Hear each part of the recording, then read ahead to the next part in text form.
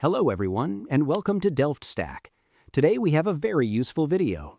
If your Bluetooth toggle button has completely disappeared from your Windows 11 settings or quick menu, it can be incredibly frustrating. I'm going to walk you through the exact steps to restart your services, update your drivers, and fix any corrupted files to get your Bluetooth working again. Let's get started. The very first thing we are going to do is check if the background service running your Bluetooth has crashed. Press the Windows key and the R key together to open the Run box. Type in services.msc and hit Enter. Scroll down the list until you find the Bluetooth Support Service. Right-click on it and hit Restart. After it finishes, right-click it again, hit Properties, change the startup type to Automatic, and hit Apply and OK. This ensures that your Bluetooth service always turns on automatically whenever you boot up your computer. If restarting the service didn't bring the button back, we can let Windows try to diagnose the issue automatically.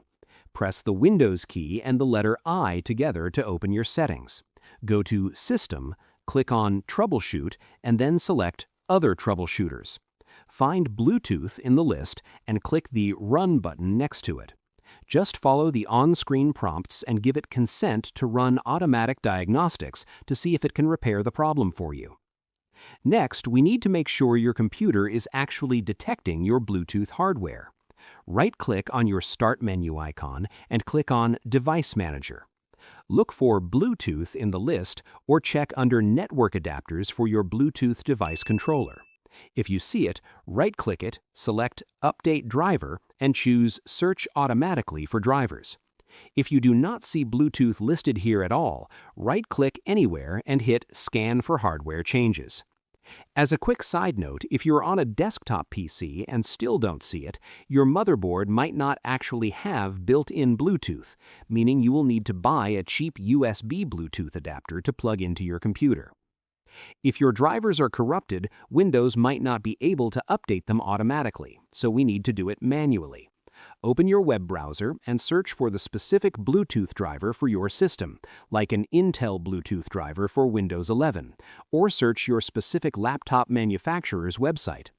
Download the latest setup file, double-click to open it, and just click your way through the installer to load a completely fresh set of drivers onto your PC. Finally, if the button is still missing, we need to run a deep scan to fix any damaged core system files.